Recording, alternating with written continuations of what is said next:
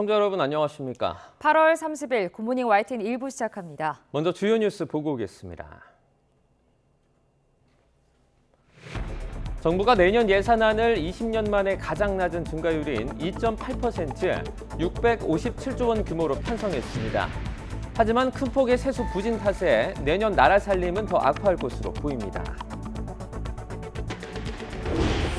잼버리 파행을 계기로 새만금 SOC 예산이 도마 위에 오른 가운데 내년 새만금 예산 75%가 삭감됐습니다. 전라북도는 비상식적인 결정이라며 반발하고 있습니다. 이른바 김영란법에 따라서 명절 때 공직자가 받을 수 있는 선물 한도가 30만 원으로 올라갔습니다. 다음 달 추석부터 농수산물에만 적용되는데 5만 원을 상한으로 기프티콘 선물도 가능해졌습니다. 교육부 강경 대응과 내부 이견으로 취소됐던 9월 4일 교사 집회가 다시 추진됩니다. 교육부와 전국 교육감들이 긴급 회동했지만 입장차만 확인했고 교육부는 9월 4일 재량 휴업을 계획한 학교 명단 파악에 나서는 등 대응에 나섰습니다. 영국 외무장관이 고위 관료로는 5년 만에 처음으로 오늘 중국을 방문합니다.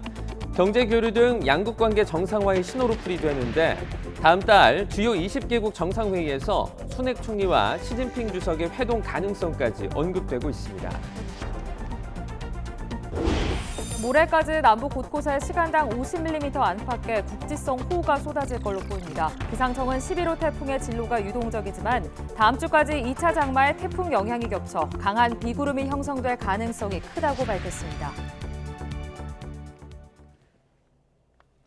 첫 소식입니다. 정부가 내년 예산안을 20년 만에 가장 낮은 수준의 증가율인 2.8%, 657조 원 규모로 편성했습니다. 하지만 큰 폭의 세수 부진 탓에 내년 나라 살림은 더 악화될 것으로 보입니다. 보도에 오인석 기자입니다. 정부가 내년 예산 증가율을 2.8%로 확정했습니다. 올해 5.1% 증가율과 비교할 때 대폭 축소한 겁니다. 내년 예산은 656조 9천억 원으로 18조 2천억 증가에 그쳤습니다. 앞선 문재인 정부의 예산 증가율이 8%에서 9%대를 넘나들던 것과 비교하면 증가율을 3분의 1 수준으로 줄인 겁니다. 2005년 이후 20년 만에 가장 낮은 수준의 증가율입니다. 부정 비리와 연루된 보조금과 관행적 나눠먹기 R&D 사업 등은 폐지, 삭감했습니다. 모든 사업을 원점에서 재검토하여 타당성과 효과성이 없는 사업은 단호히 폐지, 삭감하는 재정 정상화를 함께 추진하였습니다. 건전 재정을 지켜내기 위한 정부의 고심 어린 결정이었습니다. 재정 낭비 등을 막아 확보한 23조 원은 민생 안정과 국민 안전 등에 재투자됩니다. 분야별로는 보건복지 고용과 공공질서, 안전, 외교 통일 등이 늘어난 반면 교육과 R&D는 줄었습니다. 특히 R&D 예산은 16% 넘게 큰 폭으로 감소했습니다. 예산 증가율이 줄었지만 내년 나라 살림은 큰 규모의 적자를 면치 못할 것으로 보입니다. 내년 관리재정 수지 적자 규모는 92조 원, GDP 대비 적자 비율도 3.9%에 달합니다. 올해보다 재정 상황이 더 나빠지는 겁니다. 무엇보다 세수가 잘 거치지 않는 것이 가장 큰 원인입니다. 정부는 경기 둔화와 자산시장 침체 영향 등으로 내년 국세 수입이 올해보다 33조 원 감소할 것으로 예측했습니다. 나라 빚은 62조 원 가까이 늘며 1,196조 원이 넘을 것으로 전망됩니다. 증가폭은 2019년 이후 가장 낮은 수준으로 2027년까지 GDP 대비 국가채무 비율을 53%로 유지하기로 했습니다. YTN 오인성입니다. 잼버리 파행을 계기로 새만금 SOC 예산이 도마 위에 오른 가운데 내년 정부 예산안에서 각 부처가 올린 새만금 SOC 예산이 75% 삭감됐습니다. 1,500억 원만 내년 예산안에 반영되는데요. 전북도는 강력 반발하고 있습니다. 이승은 기자입니다. 새만금 SOC 가운데 가장 큰 논란이 되고 있는 곳은 국비 8,077억 원 투입 예정인 국제공항입니다. 국토균형 발전과 잼버리를 이유로 2019년 예비 타당성 조사를 면제받았고 내년에 착공해 2029년 개항이 목표입니다. 하지만 환경단체들은 예정지인 수라갯벌 보존을 촉구하고 있고 사업성도 의문입니다. 1.35km 떨어진 곳에 미군이 활주로를 관리하고 있는 군산공항이 있고 위로는 청주공항, 아래로는 광주공항, 무안공항이 있습니다. 인근 전주와 익산에는 KTX역도 있습니다. 당시에 사전 타당성 평가에서 경제성 평가 0.5밖에 되지 않았습니다. 이대로라면은 거대한 적자 내는 다른 지역 공항들의 전철을 밟을 것으로 보이는데 기획재정부는 내년도 예산안에서 새만금 국제공항 부처 반영액 580억 원 가운데 잔여 설계비 66억 원만 반영했습니다. 새만금 전주 고속도로와 신항만 예산도 대폭 삭감해 각 부처가 올린 6,600억 원대 새만금 SOC 예산을 1,500억 원으로 75% 삭감했습니다.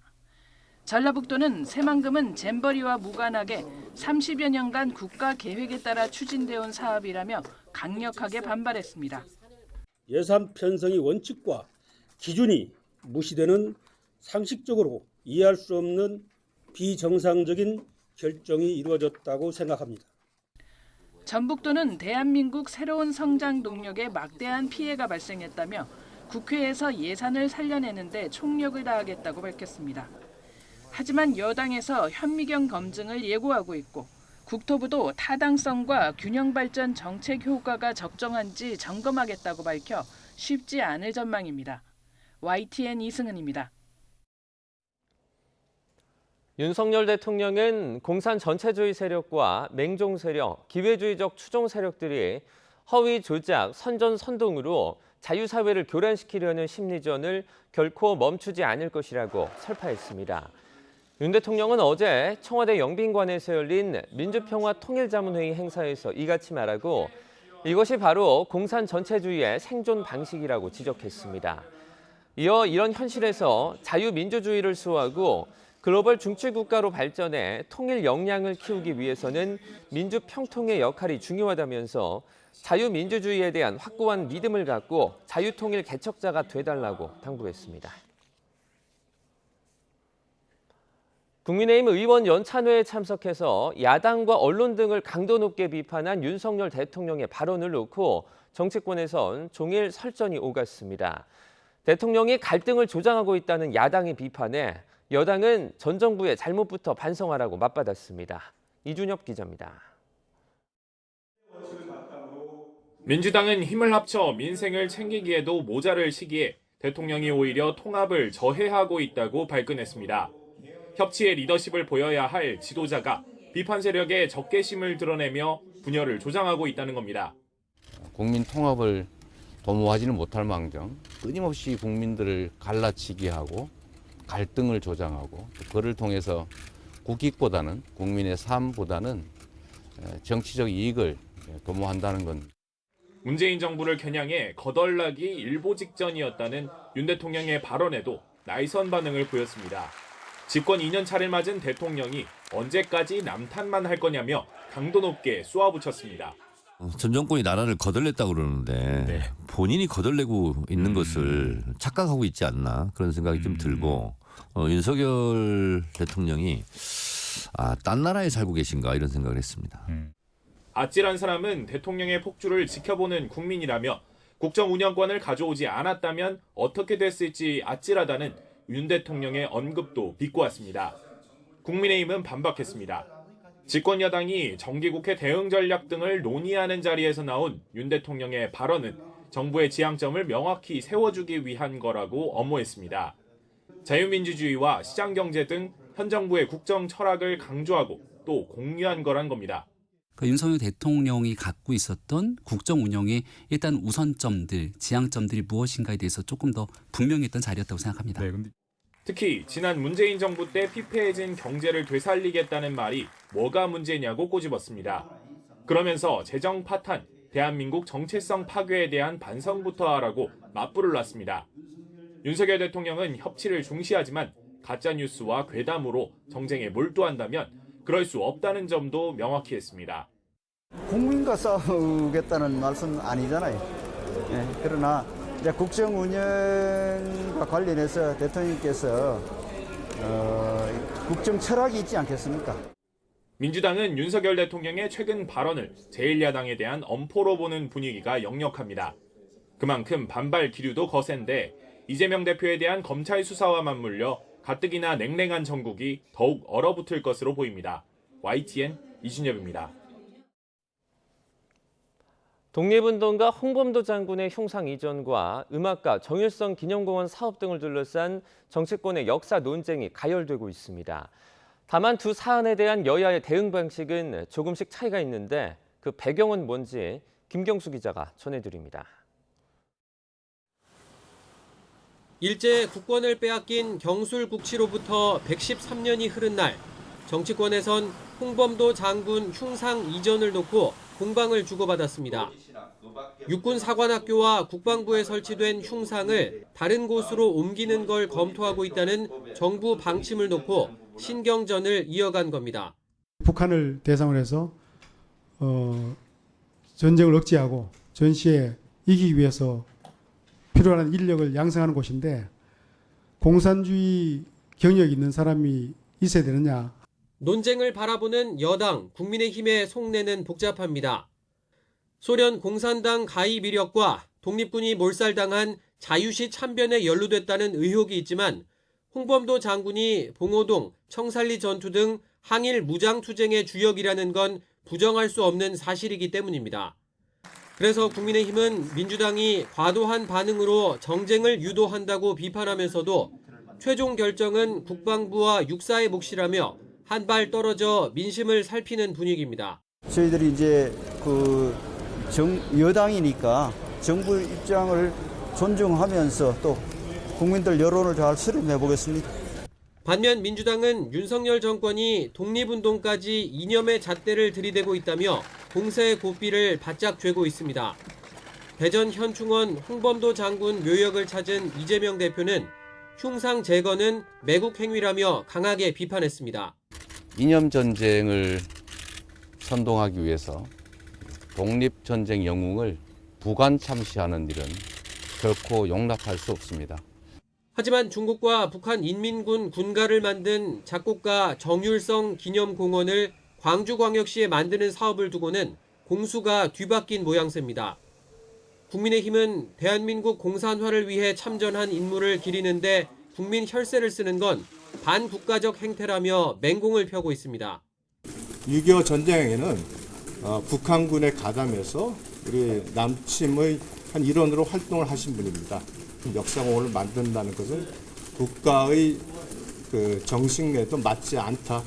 민주당은 한중 관계 개선을 위해 과거 보수 정권 때부터 추진한 사업이라는 광주시 입장에 힘을 실으면서도 자칫 안보관 논란으로 번질까 경계하며 당이 직접 나서진 않는 모습입니다. 당 차원에서 대응을 하지 않고요. 그 내용을 정확하게 알고 있고 또 실행을 해왔던 그 지자체 그리고 해당 지역의 의원들이 지금 대응하는 것으로 하고 있습니다. 역사 인물에 대한 평가에서 사회적 합의와 공감대가 무엇보다 중요하지만 정치권의 소모적인 논쟁이 반복되며 갈등만 부추긴다는 비판도 나오고 있습니다. YTN 김경수입니다. 육군 사관학교 내에 설치된 홍범도 장군 흉상 이전을 두고 논란이 이어지는 가운데 육사 총동창회가 흉상 이전을 촉구하고 나섰습니다. 총동창회는 입장문을 내고 2018년 육사 영내에 조형물 설치 시 홍범도 장군 흉상 배치가 적절치 않다는 의견이 많았다며 그럼에도 충분한 공감대 없이 강행됐으며 지금까지 논란이 지속되고 있다고 밝혔습니다. 독립운동가 선양단체들은 육군사관학교 교내에 설치된 영웅들의 흉상 철거를 중단하라고 촉구했습니다. 사단법인 항일 독립선열 선양단체연합은 육사 정문 앞에서 기자회견을 열고 어떤 이유로도 부정할 수 없는 고귀한 역사와 전통을 무시하고 말살하려는 의도는 반국가적, 반역사적, 반민족적 범죄 행위라는 것을 국방부와 관계자들은 명심해야 한다고 밝혔습니다.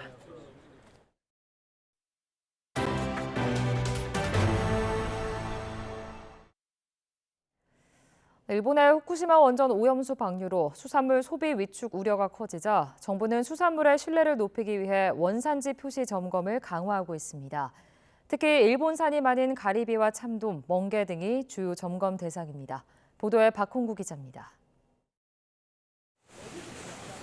일본의 원전 오염수 방류 이후 수산시장 분위기는 불안 그 자체입니다.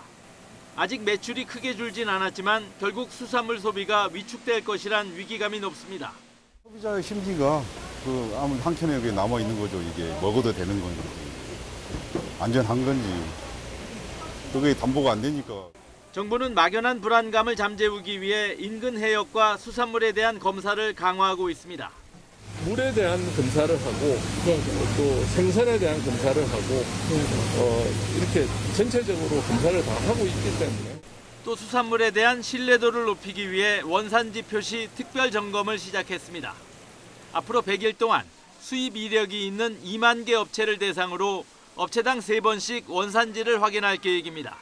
혹시나 국내산으로 일본산 가지고 들어갈 때는 수조를 완전히 분리해가지고 각각 다 표시하셔야 됩니다. 특히 일본산 수입이 많은 가리비와 참돔, 멍게 등이 주요 점검 대상입니다. 일본산 가리비는 지난해 11,900여 톤이 수입돼 국내산보다 물량이 1.6배나 많습니다. 이어 참돔과 방어, 멍게 등이 일본에서 많이 들어오는데 국내 생산량과 비교하면 절반에서 10% 수준입니다. 정부는 국내산이건 수입이건 안전에는 전혀 문제가 없다며 소비 활성화 방안 마련에 주력하고 있습니다. 앞으로 매주 지역별로 수산시장에서 주말 축제와 세일 행사를 열어 손님 모으기에 나설 계획입니다. YTN 박홍구입니다. 대통령실이 후쿠시마 원전 오염수 방류 이후 실증적 수치가 나오자 가짜뉴스가 괴담이 줄고 정치적인 공격도 힘을 많이 잃는 것 같다고 밝혔습니다. 이도훈 대통령실 대변인은 브리핑에서 앞서 윤석열 대통령이 현명한 우리 국민은 괴담에 흔들리지 않을 거라고 말했는데 이제 과학의 힘이 발휘되고 집단 지성이 힘을 얻는 것 같다며 이같이 말했습니다. 제주 시민단체와 어민, 해녀 등이 참여하는 일본 핵 오염수 해양 투기 저지 제주 범도민 운동본부는 어제 오후 제주에 있는 일본 총영사관 앞에서 일본 정부를 규탄했습니다.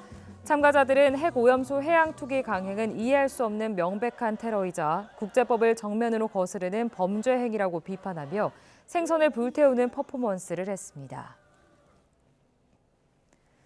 고 최상병 사건과 관련해 해군 검찰단 역시 임성근 해병 1사단장에게 업무상 과실치사 혐의를 적용할 수 있다고 봤다는 주장이 제기됐습니다. 박 전 단장 측은 수사 외압의 증거가 담긴 진술서를 군 검찰에 제출한 것으로 확인됐습니다. 황보혜경 기자입니다. 최상병 사망 사건 조사 결과를 경찰에 넘기지 말란 지시를 어겨 항명 혐의로 입건된 박정훈 전 해병대 수사단장. 그런데 해군 검찰단 역시 임성근 해병대 1사단장을 업무상 과실치사죄로 법리 검토했다는 주장이 추가로 나왔습니다. 현장에서 실질적인 지휘 통제를 했던 사단장에게 사고 예방 책임이 있고 물이 불어나 위험한 현장이었던 점 등을 사단장도 알고 있었던 점을 미루어 볼 때 과실이 있다고 해군 검찰단도 판단했던 겁니다. 해병대 수사단의 수사가 문제가 있었다는 국방부의 주장과 달리 군검찰 역시 법리상 임 사단장에게 업무상 과실치사죄가 성립한다고 판단하고 법리 검토를 해줬던 것이다. 임 사단장에게 업무상 과실치사 혐의를 검토한 것이 박대령 개인이나 해병대 수사단만의 판단이 아니었다고 볼 수 있는 대목입니다. 박대령 측은 YTN과의 통화에서 공식 문서가 오간 것은 아니지만 당시 검사에게 조언을 구했고 검사가 관련 판례까지 찾아줬다며 주장했습니다. 이에 대해 해군 측은 해병대 수사단이 지난 1일 해군 검사에게 법적 검토를 요청한 건 맞지만 당시 군에 관할 건이 없어 법적 검토가 제한된다고 설명했다고 반박했습니다. 앞서 항명 혐의로 군 검찰의 첫 소환 조사를 받은 박대령은 진술 거부로 20분 만에 종료됐습니다. 대신 박대령은 외압 정황을 주장하며 관련 내용을 담은 진술서를 제출한 것으로 확인됐습니다. 박대령은 진술서에서 지난달 31일 오후 업무상 과실치사 혐의 제목과 내용을 빼라는 국방부 지시를 받았다고 밝혔습니다. 김계환 사령관에게 이유를 묻자 VIP가 경로했단 답을 들었다고 주장했습니다. 박 대령이 정말 VIP가 맞습니까? 라고 묻자 김 사령관이 고개를 끄덕이며 맞다고 답했다고 진술서에 적었습니다. 국방부가 수사기록 경찰 이첩을 놓고 하루 만에 보류시킨 배경에 윤석열 대통령의 의중이 있었단 주장입니다. 시민단체는 이번 사건이 최상병 사망 원인 규명을 방해하기 위해 권력자가 조직적으로 수사에 개입한 범죄라며 국정조사와 특검을 촉구했습니다. YTN 황보혜경입니다. 국방부가 해병 순직 사건의 경찰 이첩을 보류시킨 배경에 윤석열 대통령의 의중이 있었다는 취지의 박정훈 전 해병대 수사단장 측의 주장은 거짓이라고 밝혔습니다. 국방부는 박 전 단장에 대한 수사와 관련해 해병대 사령관이 VIP가 경로하면서 장관과 통화한 후 이렇게 됐다고 말했다는 주장은 전혀 사실이 아니라고 강조했습니다. 그러면서 장관은 당시 박 전 단장 측이 주장하는 내용을 통화한 바 없으며 해병대 사령관도 관련 내용을 들은 바 없다고 덧붙였습니다. 이른바 김영란법에 따라서 명절 때 공직자가 받을 수 있는 선물 한도가 30만 원으로 올라갔습니다. 다음 달 추석부터 적용되는데 이번부터는 5만 원을 상한으로 기프티콘까지 가능해졌습니다. 달라진 내용을 이승배 기자가 정리했습니다. 공직자 선물 액수를 제한한 청탁금지법, 이른바 김영란법 개정안이 국무회의를 통과했습니다. 선물 한도가 기존 10만 원에서 15만 원으로 늘어난 게 핵심입니다. 특히 설날과 추석 명절 땐 30만 원으로 상한액이 2배 높아집니다. 단 정해진 기간에 농수산물에만 적용됩니다. 구체적으로 살펴보면 선물 기간은 명절 당일 기준으로 24일 전부터 이후 5일까지가 원칙입니다. 이번 추석은 9월 5일부터 10월 4일까지입니다. 한우와 굴비, 전복, 김 같은 농수산물과 홍삼, 젓갈, 참기름 등 농수산물 가공품은 30만 원까지, 나머지 물품은 5만 원까지입니다. 태풍, 가뭄 등과 같은 자연재해, 그리고 고물가와 수요 급감 등 이중, 삼중고에 힘들어하는 농, 축, 수산업계에 대한 지원과 문화예술계 등의 활성화를 위해서 기프티콘도 이번 명절부터 5만 원까지 가능한데 규정이 조금 복잡합니다. 똑같은 커피 쿠폰이라도 상품 이름만 적힌 건 선물로 보낼 수 있지만 금액만 적힌 건 안 됩니다. 상품 이름과 액수가 같이 적힌 건 괜찮습니다. 영화와 연극, 스포츠 등 문화 관람권도 최대 5만 원까지 주고받을 수 있습니다. 농수산 상품권은 일반 물품과 마찬가지로 한도가 최대 30만 원입니다. 하지만 치킨 쿠폰은 5만 원까지만 허용됩니다. 백화점과 문화상품권, 온누리 상품권 등 금액이 적힌 상품권은 금지됩니다. 완화가 검토됐던 식사비 한도 3만 원은 그대로 유지됐습니다. 민감하고 첨예하기 때문에 좀 더 국민들 여론을 충분히 반영해서 모니터링해서 국민들께서 요구하는 시점이 되면 다시 한번 논의를 해보겠습니다. 선물 가격을 올리는 것이 김영란법 취지에 역행한다는 비판도 있지만 침체한 민생에 활력을 불어넣으려는 조치라고 권익위는 설명했습니다. YTN 이승배입니다. 교육부의 엄정 대응 기조 속에 다음 달 4일 대규모 교사 집회가 다시 추진됩니다. 교육부가 전국 교육감들과 긴급 회동까지 열었지만 별다른 합의 없이 입장차만 확인하는 데 그쳤습니다. 김연아 기자가 보도합니다. 교육부 강경 대응과 내부 이견으로 취소됐던 9월 4일 교사 집회가 다시 추진됩니다. 처음 집회를 기획했던 운영팀은 해산했지만 다른 교사들이 집회를 이어 준비하겠다고 나선 겁니다. 이들은 집회 철회 후에도 교육부가 공교육 멈춤에 대한 겁박을 계속하고 집회 취소가 재량 휴업일 철회로까지 이어졌다며 다시 집회를 열기로 한 배경을 밝혔습니다. 교육 현장의 혼란과 갈등이 커지는 가운데 이주호 부총리는 전국 교육감들과 긴급 회동했습니다. 교육부는 교사의 집단 행동을 위한 학기 중 임시 휴업일 지정과 교사의 연가, 병가 등 사용은 명백한 위법이라고 거듭 강조하며 교육감들의 협조를 요구했습니다. 추모의 뜻을 기리는 데에도 위법적인 집단 행동이 아니더라도 저녁 시간대를 활용하는 방식이나 온라인을 활용하는 방식 등 우리 사회에 혼란을 끼치지 않는 다양한 방법들이 있습니다. 하지만 교사 8만 명 이상이 동참 의사를 밝히면서 일부 학교는 정상 수업이 어려운 상황이고 교육감 간에도 의견이 엇갈리면서 결국 접점을 찾는 데는 실패했습니다.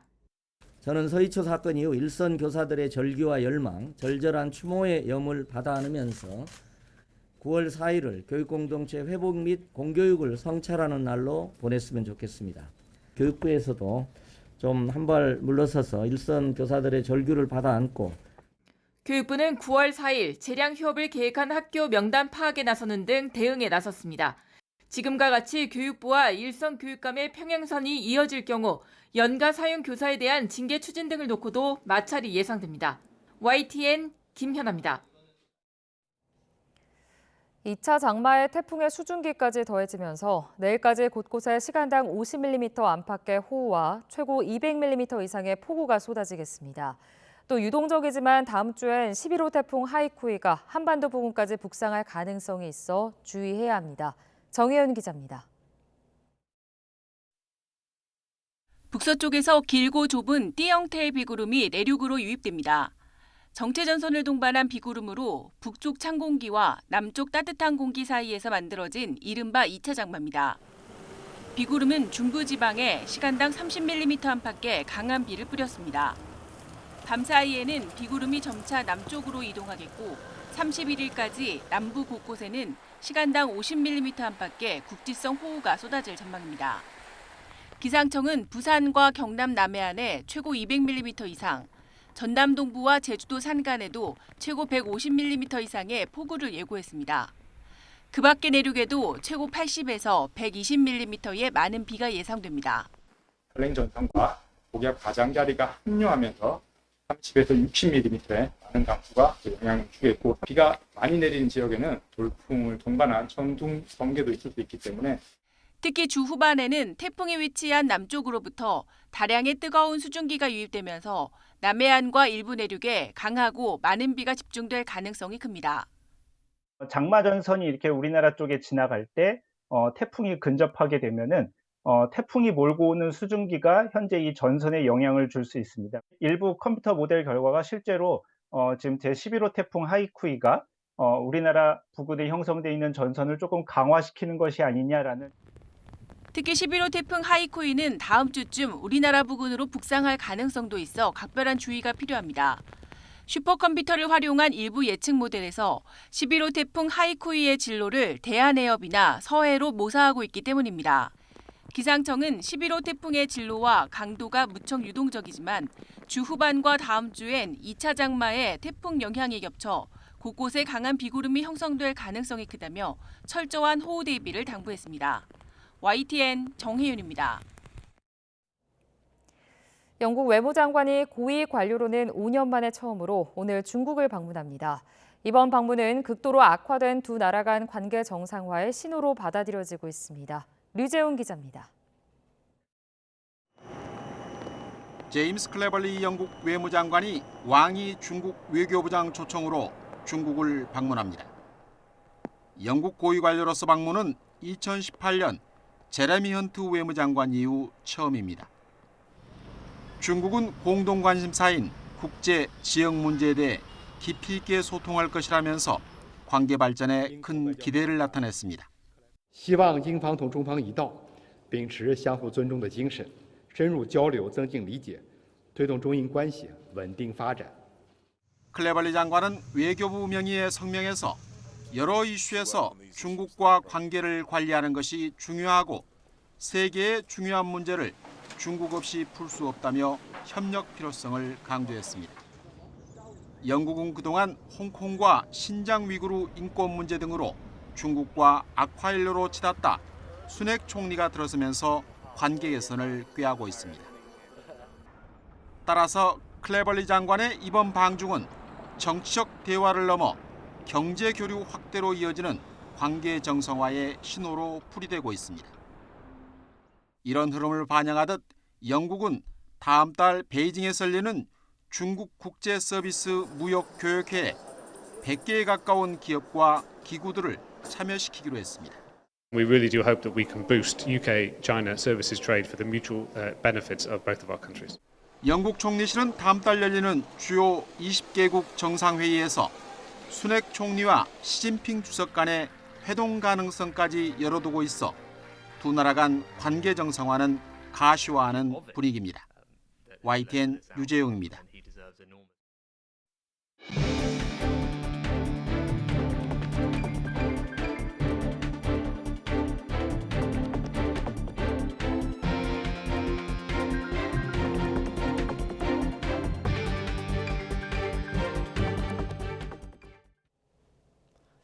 후쿠시마 제1원전 오염수 방류 이후 도쿄전력과 환경성, 수산청 등이 원전 주변 바다의 3중 수소를 조사했는데 모두 기준치 이하라고 발표했습니다. 네, 이런 가운데 중국발 항의성 전화는 일본 경찰서와 구청, 식당 등 가리지 않고 쇄도하고 있어 일본 주요 장관들의 일제 유감을 표하고 나섰습니다. 도쿄에서 김세호 특파원의 보도입니다. 오염수 방류에 따른 중국 내 반일 감정이 고조되면서 중국발 항의 전화는 잦아들 기미를 보이지 않고 있습니다. 방류를 시작한 지난 24일부터 나흘 동안 도쿄전력은 6천 건 이상, 일본 전국의 경찰서에서도 220여 건의 중국발 전화가 걸려왔습니다. 특히 시간이 지날수록 공공기관뿐 아니라 일반 영업점까지 무차별적으로 확산되고 있습니다. 100件ぐらい着信拒否して、もうそれすらも上回って別な電話でかかってくるんで、その分やっぱ問い合わせの電話が取れなくなるんで、やっぱ売り上げやっぱ 1、2万ぐらいその分は取りこぼしと。 일본 주요 부처 장관들은 중국이 과학적 근거에 기반해 생각하라며 일제히 유감을 표명했습니다. 또 중국의 일본산 수산물 수입 금지 조치에는 WTO 제소 등 맞대응도 검토하겠다고 밝혔습니다. 我が国は WTO の場でも問題提起をしてきております。今回の措置についても引き続き WTO の枠組み等の下で必要な対応を行ってまいります。 또 일본 경제산업상이 직접 후쿠시마산 수산물을 먹는 모습을 보이는 등 자국 수산물의 안전성을 홍보하면서 수산업 피해를 줄이는 데도 안간힘을 쓰고 있습니다. 本当に美味しく今一切れ目いただきました。漁師さんたちのですね、誇り、思い、これをかみしめていただきたいと思います。 중국은 오히려 연일 일본의 오염수 방류에 대한 비난을 이어가고 있습니다. 对日方政府的这种批评、反对的态度，在国际上是有很大的代表性的，这一点值得日方深思。 일본 외무성 간부는 중국에서 오염수에 대한 불안이 당분간 사그라지지 않는다며 장기전을 각오할 필요가 있다고 말한 것으로 전해졌습니다. 원전 방류를 둘러싼 과학적 논의와는 별개로 중일 간 외교적 갈등의 골은 점점 더 깊어질 기미를 보이고 있습니다. 도쿄에서 YTN 김세호입니다. 이번 후쿠시마 오염수 방류 이후 중국인들의 반일 감정이 다시 한번 불타오르고 있습니다. 일본의 방사능 공격으로 간주하자며 군사 대응까지 거론할 정도인데요. 이런 강력한 반발의 배경은 뭘까요? 베이징 강정규 특파원이 전해드립니다. 중국 최대 도시 상하이의 한 수산시장. 후쿠시마 오염수 방류 이후 파리만 날립니다. 다음 달에 금어기가 풀리지만 해산물 소비가 뚝 끊기면서 어업 종사자들은 시름만 깊어집니다. 从24号开始到今天一点都不忙，很闲。就从货物水开始排放的时候，基本上没人买货了。 중국 온라인 쇼핑몰에서 방사능 측정기 판매량은 200% 넘게 급증했습니다. 단순 불안감에 그치지 않고 공격적 태도로도 이어집니다. 앞으로 중국 연안의 방사능 농도가 기준치를 넘으면 생화학 공격으로 간주해야 한다는 겁니다. 누리꾼들은 물론 현지 매체들도 군사적 대응을 거론하기 시작했습니다. 아무런 근거가 없는데 그런 얘기를 함부로 쓸 수 있는 그런 언론 분위기가 아니거든요. 사실상 중국에는 민영 언론이 없고 사실상 모두가 다 관영 언론이기 때문에. 아이들이 다니는 일본인 학교에도 돌과 달걀이 날아들 만큼 반일 감정이 들끓는 가운데 중국 SNS엔 이런 영상도 올라왔습니다. 踩着我们先辈的累累白骨，在我们的领土上学习、生活、享乐，这难道不是一种莫大的耻辱吗？ 직접 전쟁을 겪지 않은 젊은 세대의 비장한 말투에서 애국주의 교육의 흔적도 엿보입니다. 일본을 향한 중국인들의 뿌리 깊은 적대감, 오늘날 신냉전 구도와도 맞물려 간단치 않습니다. 실제 지난 2012년 일본이 센카쿠 열도 국유화를 선언하자 중국 각지에선 폭동에 가까운 반일 시위가 벌어졌습니다.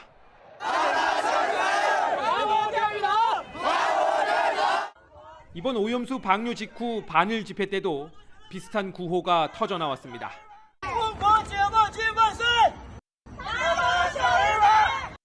이제는 과거와 다르다며 대내외에 국력을 과시하는 중국. 일제 침략 역사에 대한 피해의식이 공격적 태도의 명분이 되고 있습니다. 베이징에서 YTN 강정규입니다. 14명의 사상자를 낸 분당 흉기 난동 사건을 수사해온 검찰이 당시 최원종이 심신미약 상태는 아닌 것으로 보고 재판에 넘겼습니다. 20일 넘게 연명 치료 끝에 눈을 감은 고 김혜빈 씨 유족들은 가해자보다 피해자를 기억해달라며 외동딸의 이름과 사진을 공개했습니다. 박정은 기자입니다. 편지를 받아 읽어야 할 친구는 결국 환하게 웃는 영정사진으로 돌아왔습니다. 제발 깨어나달라는 간절한 바람도 전해지지 못했습니다. 경기 성남시 분당구 흉기난동범 최원종의 차에 치여 뇌사 상태에 빠졌던 김혜빈 씨가 한 달 가까운 연명치료 끝에 숨을 거뒀습니다. 뇌사가 사실 사망이라고 하잖아요. 그래도 정말 세상에 기적이 한 번 있다면 우리 혜빈이기를 바라면서 치료받고 있는 중이다 하면서 진짜 가족들끼리 많이 견디려고 진짜 노력 많이 한 것 같아요. 누구보다 재밌게 또 열심히 생활하던 20살 새내기 대학생 김혜빈 씨. 부모는 가해자보다 피해자가 주목받고 기억돼야 한다는 마음으로 외동딸의 이름과 사진을 공개했습니다. 그러면서 최원종이 무기징역을 선고받더라도 가석방으로 나오면 그만 아니냐며 개탄했습니다. 유족은 또 피해자 지원과 체계가 부족한 점도 꼬집었습니다. 검찰이 치료비 지급을 보증하기까지 절차가 너무나 복잡했고 매달 100만 원씩 지원되는 생계비도 온 가족이 병간호에 매달린 상황에선 충분하지 않다는 겁니다. 이상했어요. TV를 틀면은 지원을 다 해줄 것처럼 얘기를 하시는데 저희는 정작 담당자님께서 제대로 한번 얘기를 이렇게 전해주신 적이 없어서 업무과 직원분한테 일처리 어떻게 됐는지 듣고 있고. 이런 가운데 검찰은 최원종을 재판에 넘기며 고립된 생활 끝에 망상이 심해지며 범행했다고 결론지었습니다. 다만 최원종의 심신미약 상태는 아니라는 게 검찰의 판단입니다.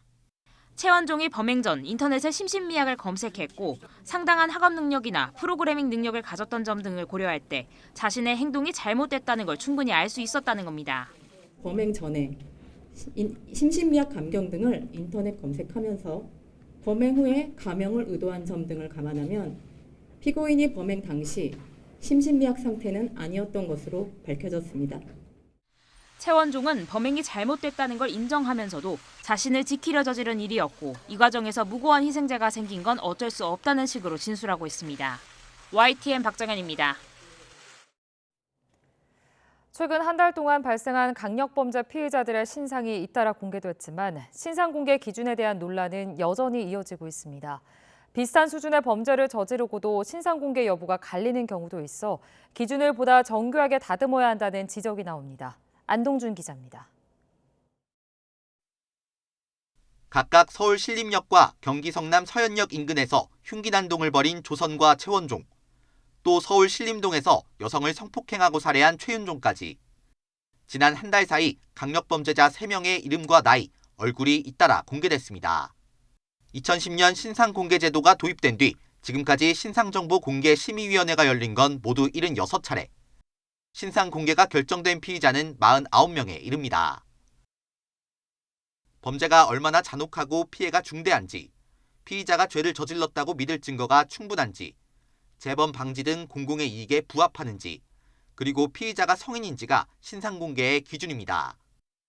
하지만 기준이 추상적인 만큼 신상을 공개하기로 또는 공개하지 않기로 결정할 때마다 논란이 끊이지 않았습니다. 지난 2016년 강남역 화장실 살인사건 당시 경찰이 인권침해 소지가 크다며 피의자 신상을 비공개해 시민들의 공분을 샀던 게 대표적입니다. 특히 경찰청이 아닌 개별 사건을 담당하는 시도경찰청이 심의위원회를 열다 보니 판단이 제각각이라는 비판도 나옵니다. 체크리스트 등을 만들어서 상당히 객관화하려고 하는 시도 자체를 했지만 근데 그럼에도 불구하고 해석에 따라 달라질 여지는 여전히 존재하고 있는 것이죠. 또 현행법상 수사를 받는 피의자에 한정된 신상 공개 대상을 재판에 넘겨진 피고인으로 확대해야 한다는 목소리도 있습니다. 신상 공개 기준에 부합하는 혐의 사실이 재판 과정에서 새로 드러나면 신상을 공개할 수 있도록 제도 보완이 필요하다는 겁니다. 그러면 수사 단계에선 강력범죄에 속하지 않는 중상해죄가 적용돼 신상 공개 대상이 아니었다가 기소 이후 혐의가 바뀐 부산 돌려차기 사건 같은 경우에도 신상 공개 논의를 진행할 수 있습니다. 어떤 시간적 제한보다는 오히려 범죄의 어떤 비중이나 또는 국민들의 알 권리 이런 다른 기준들을 선정해서 외국과 같이 조금 더 많은 범죄에 이런 신상공개 제도가 적용될 수 있게끔. 반면 범죄자 신상공개 제도가 무죄 추정 원칙이라는 대원칙에 어긋나는 데다 범죄 예방 효과도 크지 않다는 주장도 있습니다. 제대로 된 기소, 제대로 된 처벌을 지금 절차가 하지 않기 때문에 신상 공개를 해서 즉각적인 형벌을 내리고 싶은 사람들의 마음이 있는 건데 국가는 사법 시스템에 대한 신뢰를 회복해야 되는 노력이 있는 거죠. 이딴 흉악범죄로 신상 공개에 대한 관심도 높아진 가운데 신상 공개의 실효성을 높이면서 형평성도 해치지 않도록 절차와 기준을 명확히 하고 정교하게 다듬어야 한다는 지적이 제기됩니다. YTN 안동준입니다. 현재 경찰관이 떨어져 숨진 주상복합 아파트에서 집단 마약 투약 정황이 드러난 가운데 당시 모임 참석자가 8명 이상인 것으로 확인됐습니다. 경찰은 숨진 경찰관이 타살됐을 가능성도 열어두고 수사를 확대하고 있습니다. 권준수 기자입니다. 지난 27일 강원경찰청 소속 경찰관 30대 남성 A씨가 서울 용산구에 있는 주상복합 아파트에서 떨어져 숨졌습니다. 당시 A씨는 헬스 동호회원들과 함께였는데 이 자리엔 A씨를 포함해 8명 이상이 있었던 것으로 드러났습니다.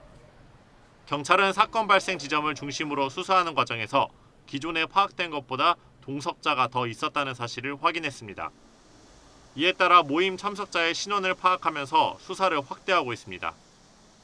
경찰은 특히 이들이 같은 집에서 단체로 마약을 투약했을 가능성에 주목하고 있습니다. A씨와 함께 있었던 인물 가운데 5명이 간이시약 검사에서 이미 마약류 양성 반응을 보여 마약류 관리법 위반 혐의로 입건됐기 때문입니다.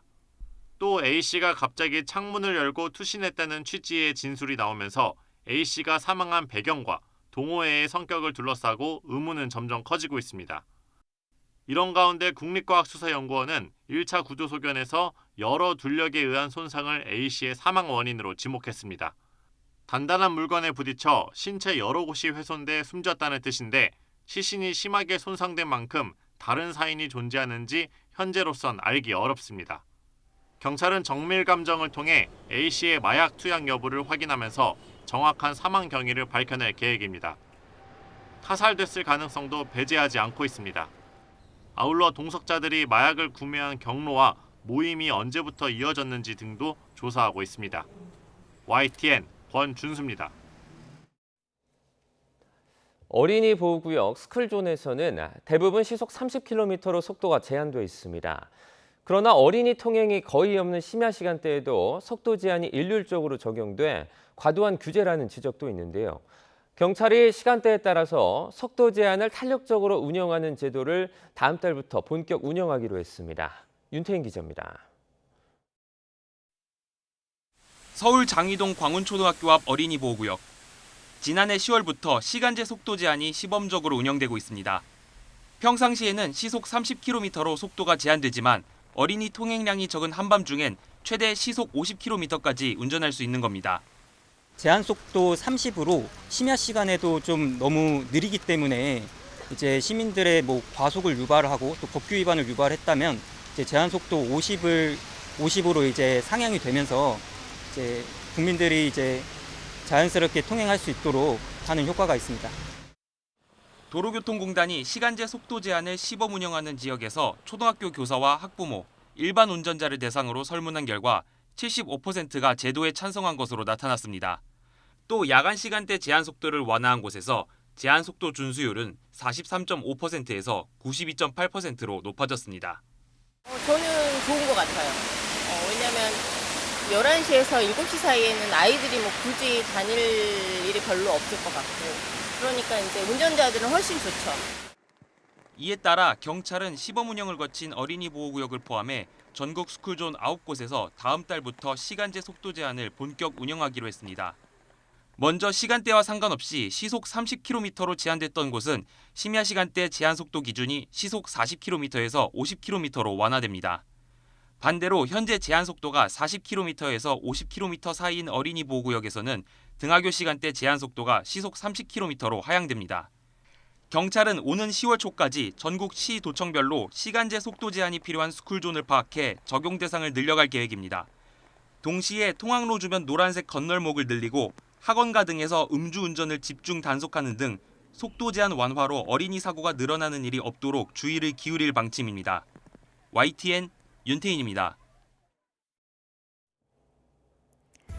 8월 30일 미리 보는 오늘입니다. 국회는 오늘 운영위원회 전체 회를 열고 대통령 비서실과 국가안보실 등의 업무 보고를 받습니다.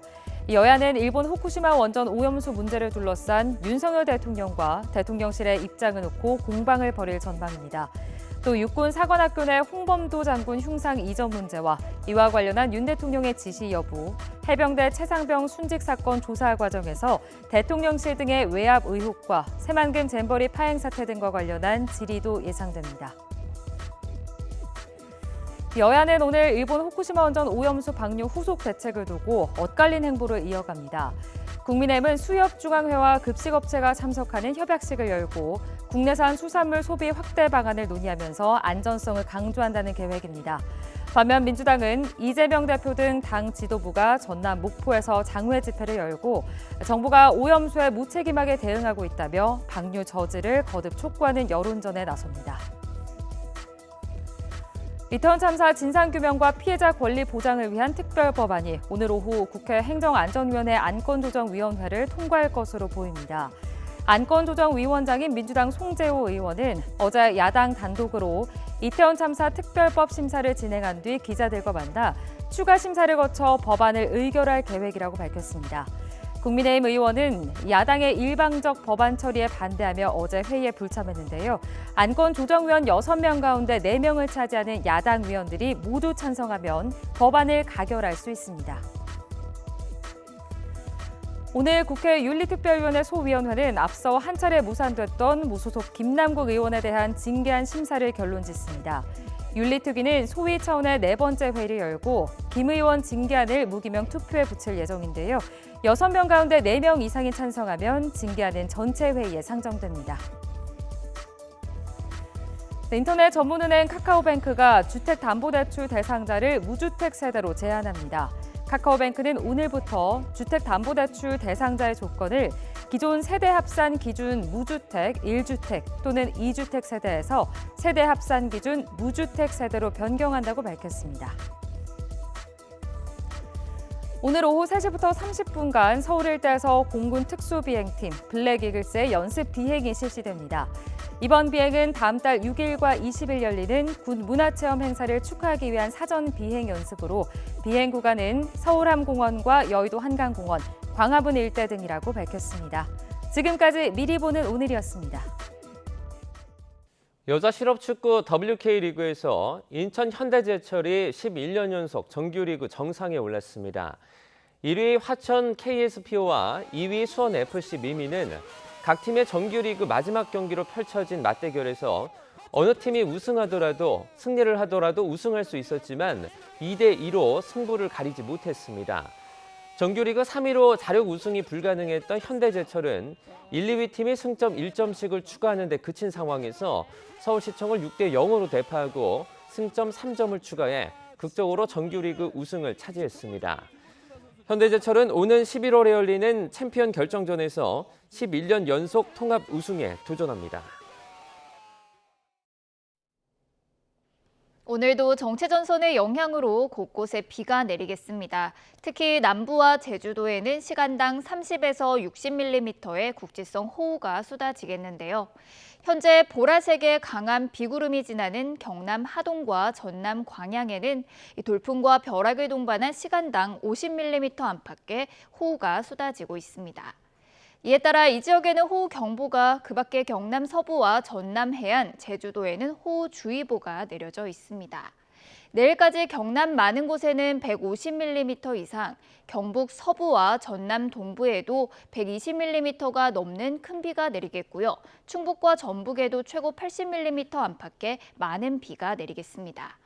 흐리고 비가 내리며 무더위는 주춤하겠습니다. 오늘 서울의 한낮 기온은 26도, 대전은 24도, 대구는 27도를 보이겠습니다.